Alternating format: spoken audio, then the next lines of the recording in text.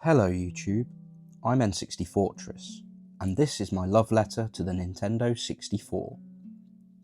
I remember hearing rumours back in the day about this great machine, but it was something I never encountered until the summer of 1998, when I was 9. My older brother's friend had one. He had GoldenEye and 4 controllers.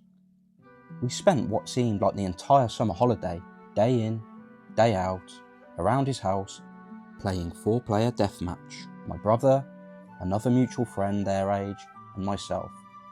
We would take short lunch breaks to go home and refuel, then get straight back to it. These memories would be the beginning of one strong love affair with the N64. It was a perfect mix for me.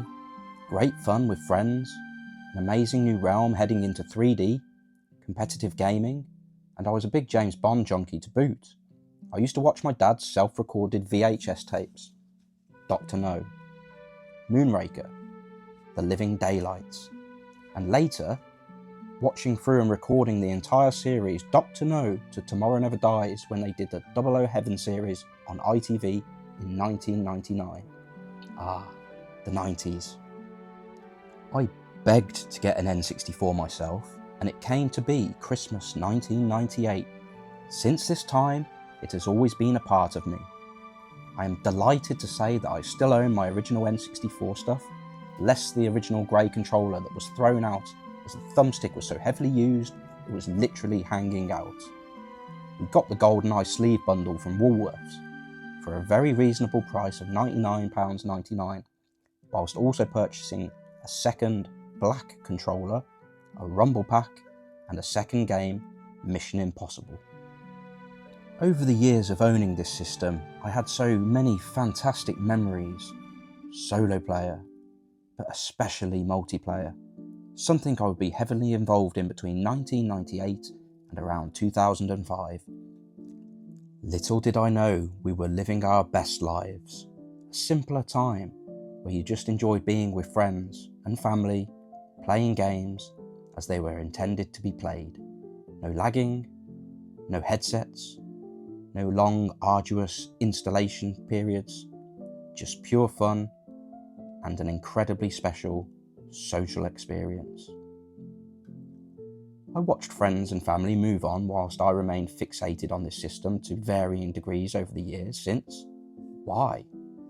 Sure, it wasn't the PlayStation. It didn't sell as many units as the PlayStation. It didn't have some of the cool games that came out on the PlayStation.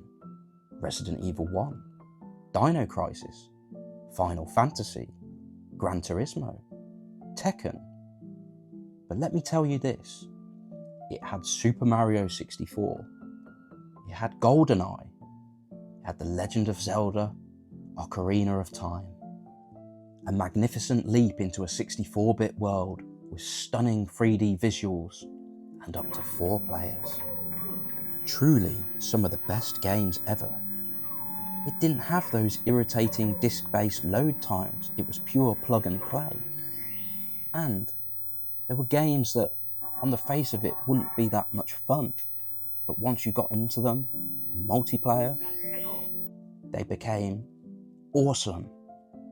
WrestleMania 2000, or No Mercy if you like.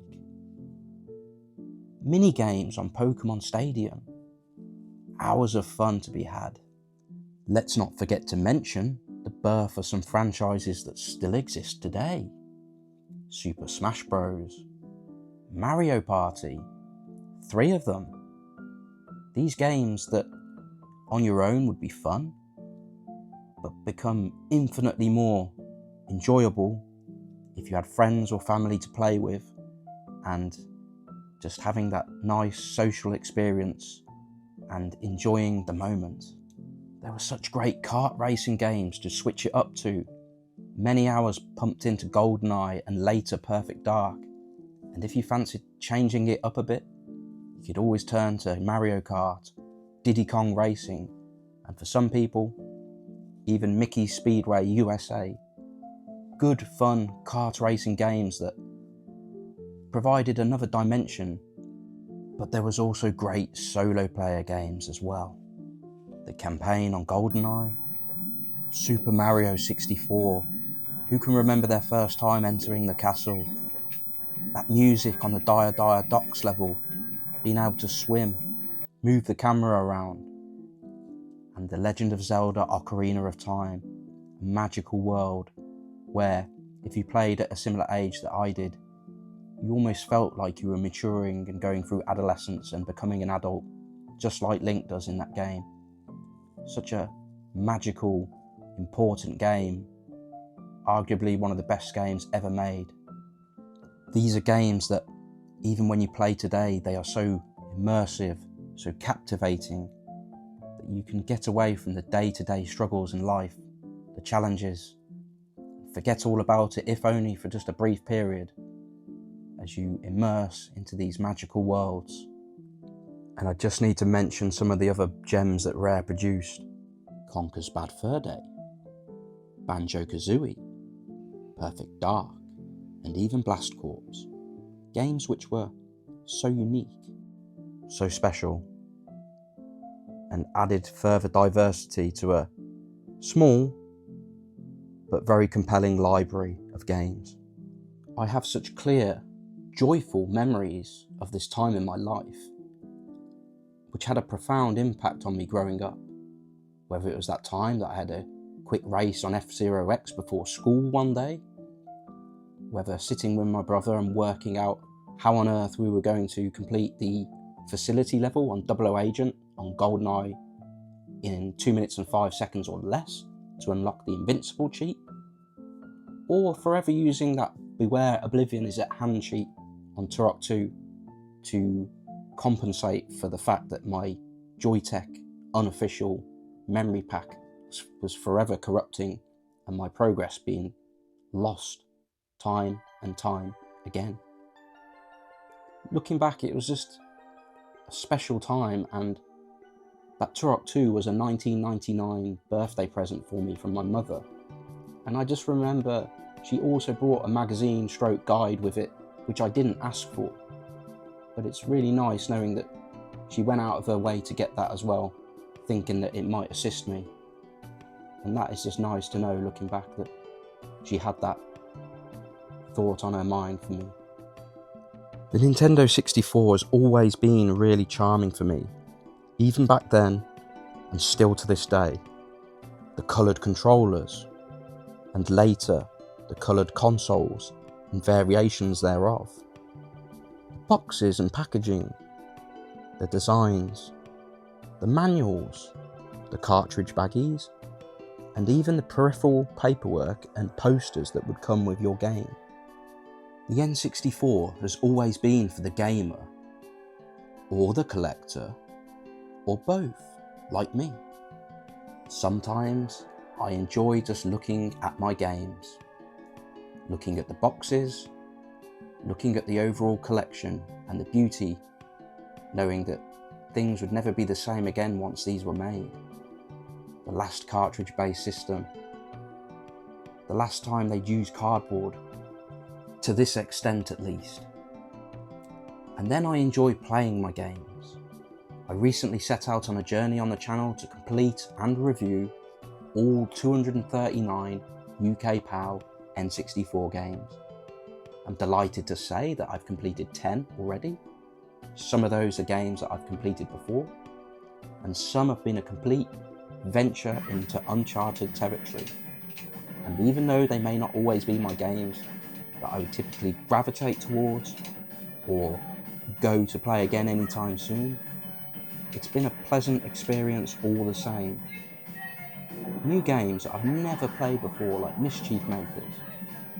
Completing games that are challenging but rewarding, like Pilot Wings 64. Good times and a pleasant experience that I'm hoping to continue to keep bringing to the channel and sharing my journey with you. I see a lot of negative energy out there towards the N64 sometimes, and whilst my view is that it's to each their own, my overriding feeling is that these people must have simply not had the same experiences I didn't have those magical moments, and for that I feel like it purely and simply is their loss.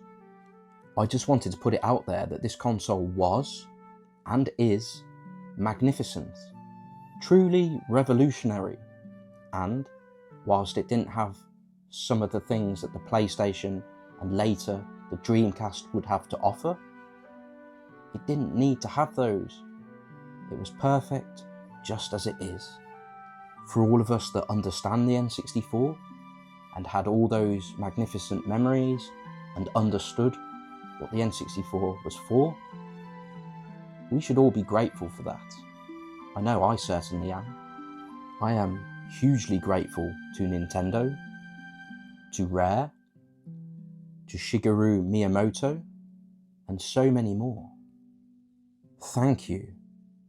Yours sincerely, N64tress. If you enjoyed this video, please whack a thumbs up, drop a comment and let me know your memories of the Nintendo 64, past and present. And please consider subscribing to the channel if not already. See you on the next one.